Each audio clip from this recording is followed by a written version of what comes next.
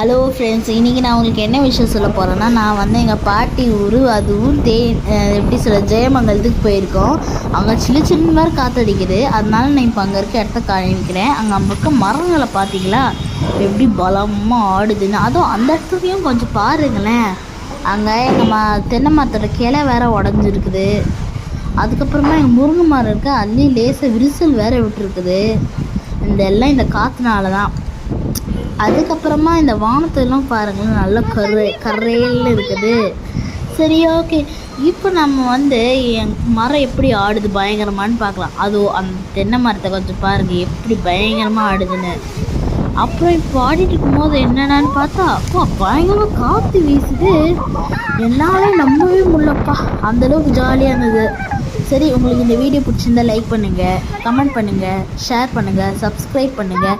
கீழே இருக்க பெல் ஐக்கனை கிளிக் பண்ண மறந்துடாதீங்க. தேங்க்யூ.